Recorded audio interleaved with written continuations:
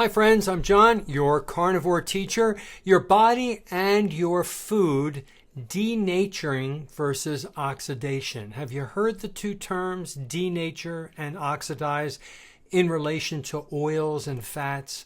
I used to use them interchangeably until I found out that they're not the same at all. People mash these two terms all the time, but they're really very different. Denaturation and oxidation. One changes a protein's shape, the other changes a molecule's chemistry. Let's make this crystal clear so that you can cook smarter and stay healthier. Number one, denaturing. It actually is a shape shift in proteins. The amino acid chain stays intact, but the protein loses its folded 3D structure. Think of a neatly coiled rope that gets unraveled. Same rope, different shape, different behavior. Heat, acidity, salt, alcohol, agitation, any of these can denature a protein. Some examples in the kitchen that you know of: egg whites turning opaque. When heated, the proteins unfold and tangle. Same amino acids, new texture. Collagen in meat. Around the low 60 degrees Celsius, collagen begins to denature and shrink. With heat and time, it breaks down into gelatin, making tough cuts tender. That's why low and slow works. Body perspective now. Denaturing doesn't create toxins by itself. In digestion, denatured proteins are often easier to access. Enzymes clip them into amino acids either way. Collagen that's been converted toward gelatin is famously more tender and digestible. So, what's oxidation then? Very different. Oxidation is a chemical reaction. It's a molecule loses electrons to oxygen or other oxidants. This can alter the molecule itself completely, creating new compounds. In food, the big target is unsaturated fat, or PUFAs, polyunsaturated fats, and cholesterol, which can turn into peroxides, aldehydes like MDA, and oxysterols, some of which are pro-inflammatory or otherwise biologically active. So what drives oxidation? High heat plus oxygen, time, old oil, meat catalysts like iron, copper, agitation and aeration like whipping, hot oils. And in the kitchen, the examples you've probably seen are overused frying oils, smell fishy, or paint like classic oxidative breakdown with aldehydes like MDA.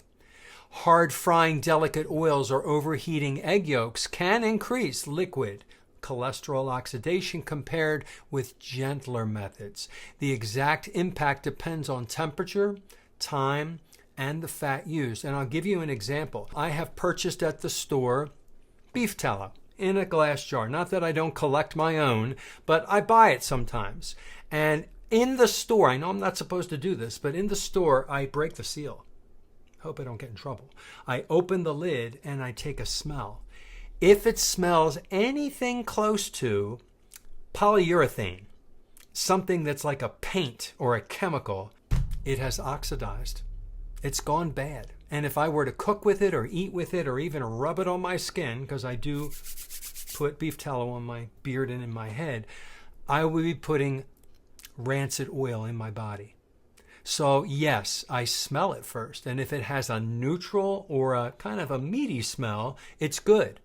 But if it smells chemically, it went bad. They're sitting on the shelf in the warehouse for a long time. So, that's to be expected. So I'm just not going to buy it unless I could smell it first. So let's talk about the big difference between denaturing and oxidation. In plain talk, denaturing is structure of proteins fold and unfold, and the amino acid sequence stays the same. Texture changes, but not the molecular identity, and it's fine. Denaturing is okay.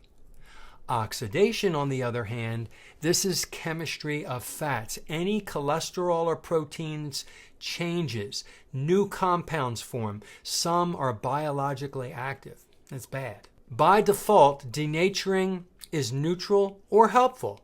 For cooking and digestion, think tender brisket or set custard.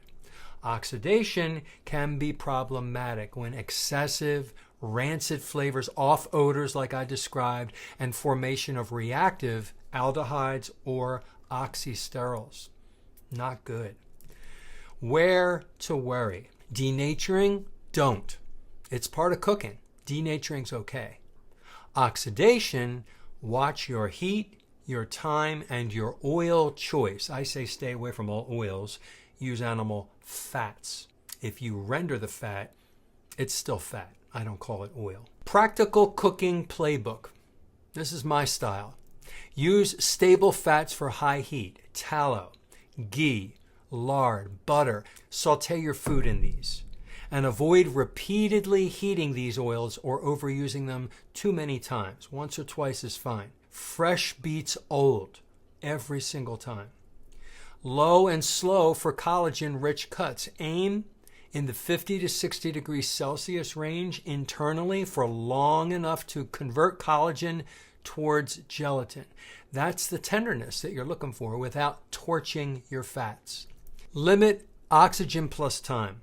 Don't leave hot fats sitting out bubbling.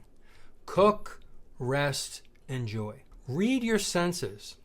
A springy, juicy texture means denaturing has been doing its job, and that's a good thing. If it's rancid smelling, it's oxidation. Dial back your heat or swap the fat. Egg strategy. If you're concerned about yolk oxidation and want maximum nutrients, use gentler methods. Soft poach, over easy, lower pan temperatures versus prolonged high heat scrambling. Context matters. Beef controlled cooking is different from high temp abuse. So here's a quick recap. Denaturing is the shape changes, the proteins change, but it's great for texture and digestibility, and it's harmless. It's actually helpful.